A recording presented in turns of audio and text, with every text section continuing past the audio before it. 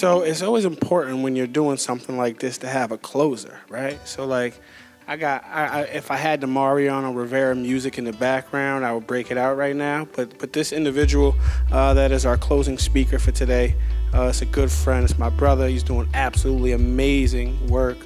And I've been I was following him a little while on social media for the longest, kind of stalking him because I'm like, yo, who is this guy? What's he doing?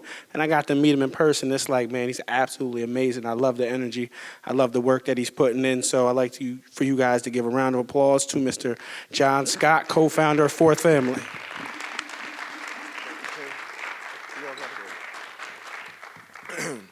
So in respect of everybody's time, I am going to do my best to keep this to 10 minutes. I want to apologize for being late, but I had a good reason. Today was the first day of our after-school program at Schuyler Achievement Academy, so I was very happy about that. Yeah, we can clap it up for that, right?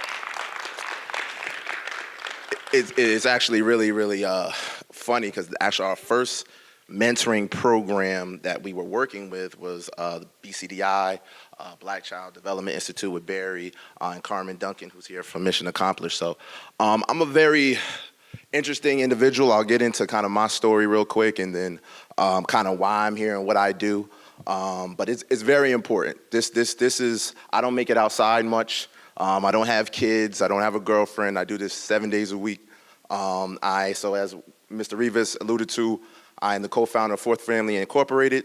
It's a nonprofit organization. We have a nationally recognized STEM program. We have a mentoring program, and we also have a program called Cherish the Chance, where about 4 or 5 years ago, I started going into Green Correctional Facility, working with the 16 and 17-year-old inmates there.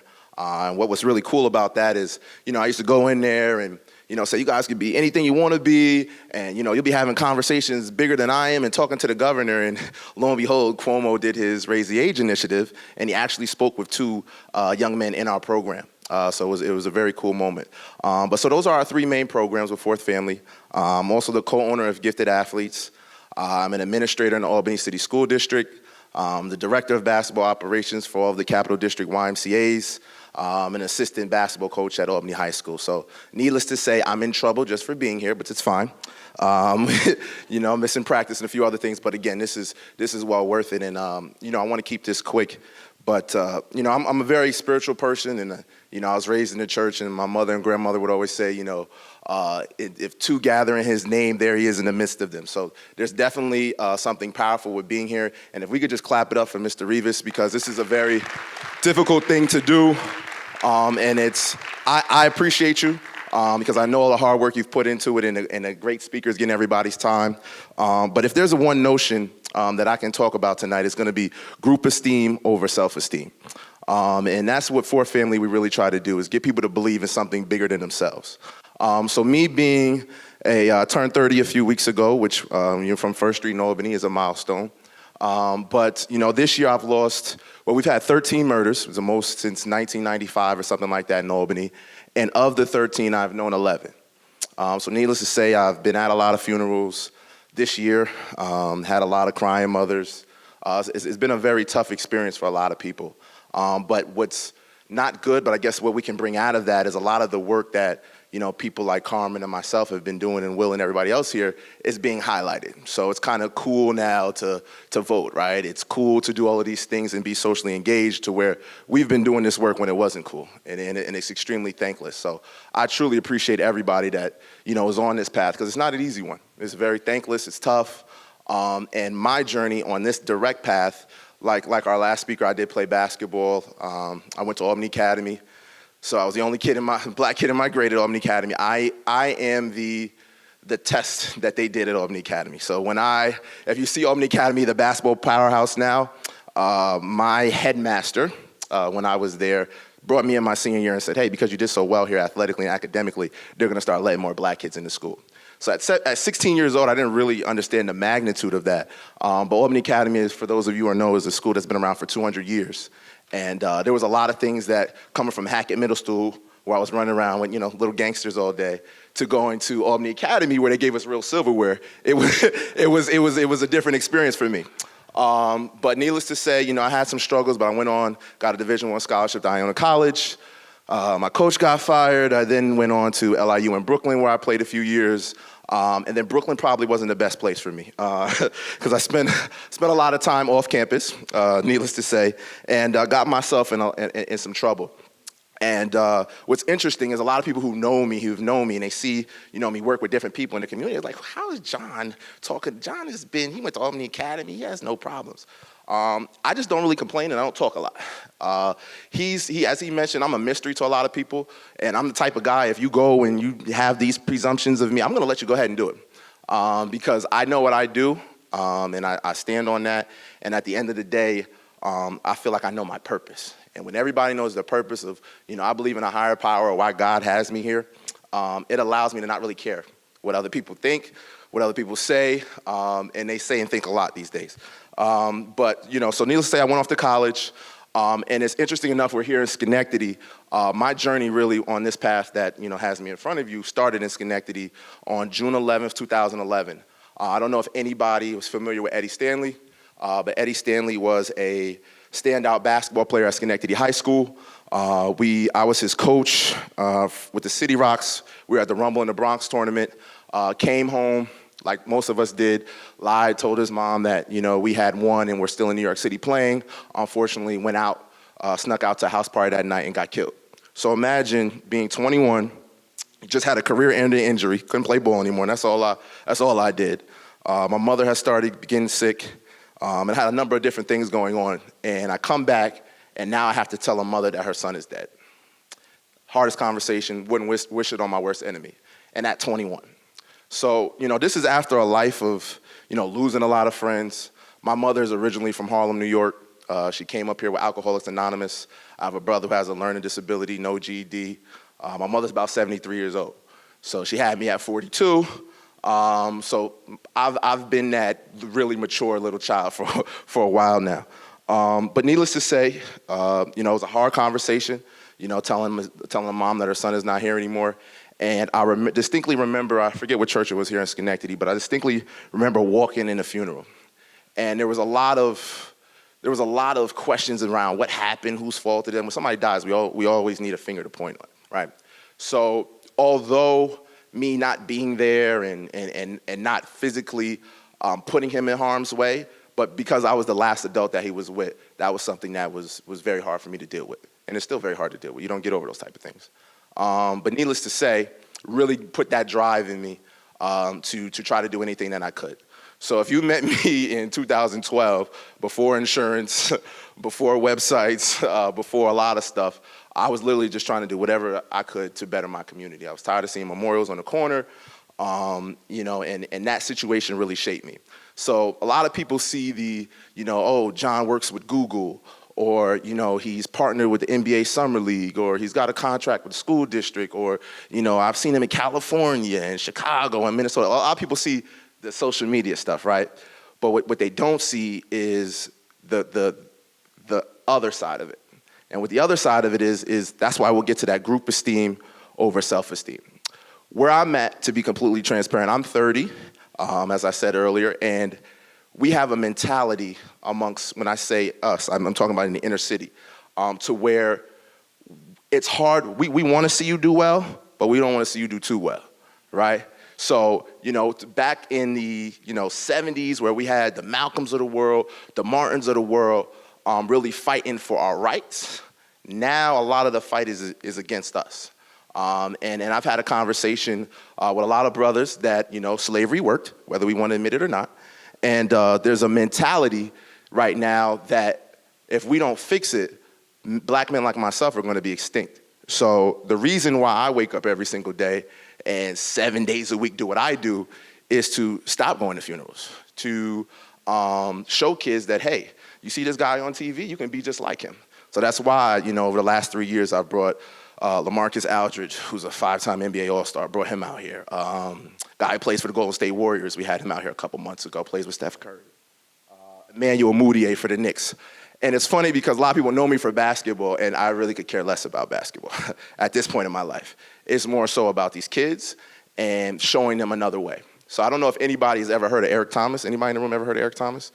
All right, well, he's a mentor of mine. So I got a real quick story that I'll finish off on, but he's a gentleman who is a world-renowned motivational speaker, right? So I remember watching this video on YouTube and hearing him speak like, yo, I gotta find this guy.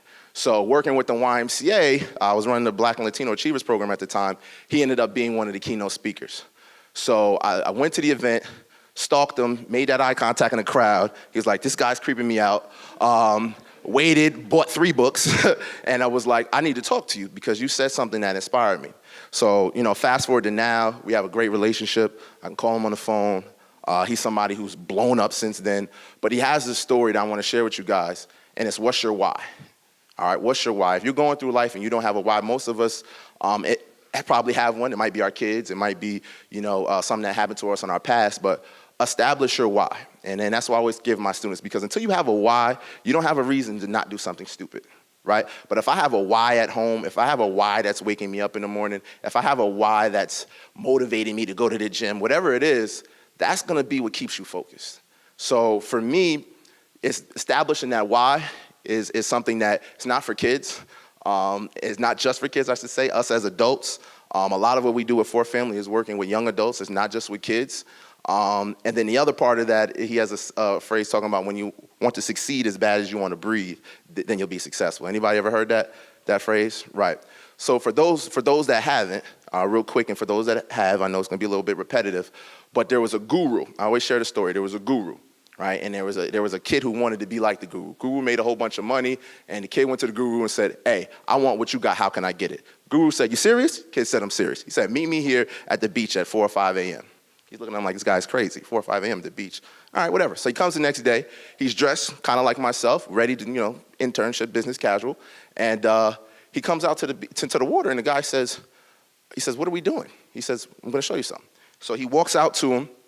The guy's in the water. The guru is already in the water, and he's asking the kid to walk out to him. So the guru was probably about right where that first row is. And he says, take a step out. He said, take a step out? I don't wear my church clothes. Got all my stuff. My mother's going to whip my tail. He takes a step. Right? Guru says, come closer. He said, all right, it's a little weird. He took another step. Guru said, come closer. Now he's like, okay, this is really weird. I don't know what's going on. He takes another step closer to the guru, and when he gets to the guru takes him on his shoulders and puts him underneath the water.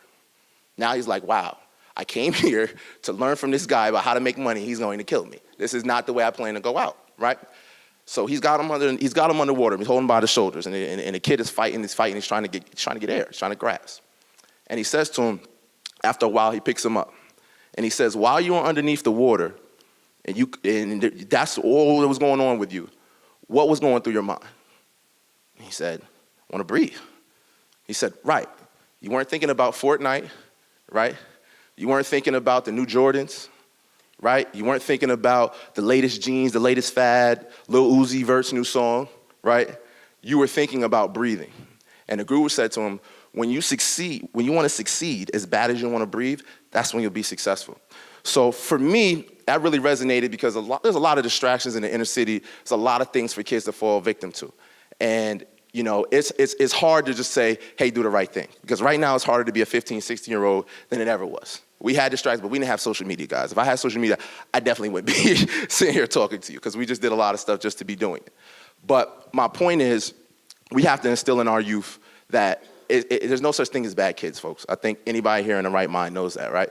There's no such thing. There's bad adulting, there's bad parenting, but there's no such thing as bad kids. So you can clap for that. So my whole mantra is we have to make sure that, if you're dealing with kids in the inner city, and it's not just a black thing, it's not a white thing, it's not a Hispanic thing, it's a poor thing. And we have to understand that. And it takes a community to really change that. And that's what our motto is. That's what our phrase is. And that's what we really live by. So, 7 days a week, we are working to try to do that. And it's not an easy task, and you can't do it by yourself. But with opportunities like this for people to share their truths, to share their testimony, people meeting and asking questions, I know I learned some new things tonight about people that I was already a fan of. It's important. It's very important. You have people like Eugene, who's an entrepreneur, who kids need to see that. Kids need to see that, hey, you know Steph Curry, or you know the guy that plays with Steph Curry? It's a world of waste to them, right? So, but my whole thing is I want you to be an engineer. Forget Steph Curry, right? I want you to be a businessman. I want you to be a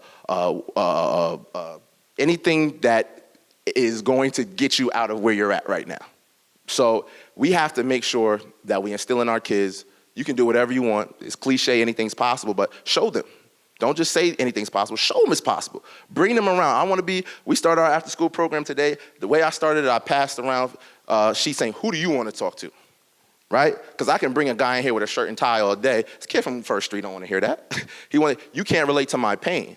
But when I come in and I tell you, hey, my family's been locked up too. Or hey, somebody in my family just died as well. Now we're relatable. Now I'm down on your level, right? So you would have been amazed today. I got all the tier 2 and tier 3 kids, right, which are your bad behavior kids. I had a teacher walk by the room and say, is that my student sitting there doing his homework? After 20 minutes you've been here? Absolutely. Why? Because I look like him, for one, right? 2, I'm coming in, right? It's honest, right?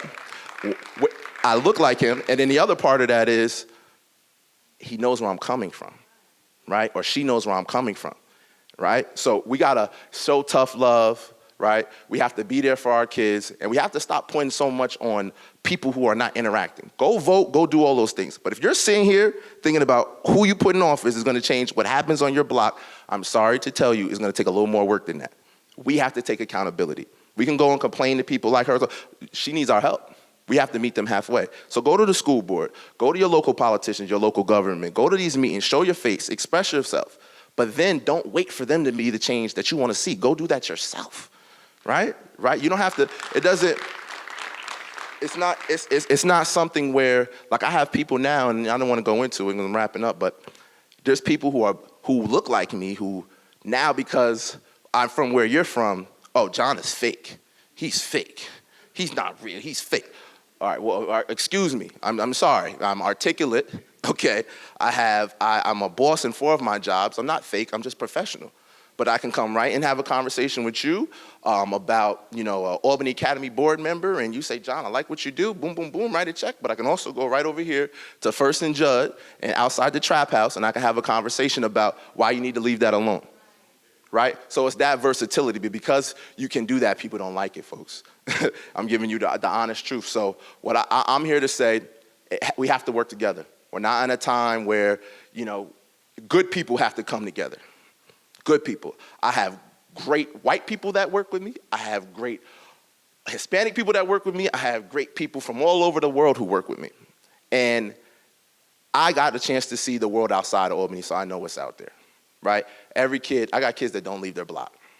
So the next time you have the opportunity to change a kid's life or to expose them to do something, just try it. Just try it. You never know what the trajectory of that kid could be. Because I remember the 7th grade teacher who, when my friend died and I walked in middle school and I had RIP on his hand, I remember the one that told me, you're gonna be just like him, right? I remember that. But I also remember Miss Davis with her blonde dreads who showed up at my house Saturday morning because I had a 79. She needed to talk to my mother because I was the only black kid in honors class and she wasn't gonna allow me to not achieve and be great, right? So don't cut breaks for our kids. Let's reach for the sky. Let's try to achieve whatever we can and take matters into your own hands. Take matters in your own hands. It's not a time to sit back and let other people play with our babies' lives because I know I'm tired of it. So I definitely appreciate your time. I want to keep everybody, within my time frame. I apologize for being late, but Mr. Rivas, I want to thank you again for this great opportunity. I could be up here for another 8 hours, but I want to appreciate everybody. Have a blessed night.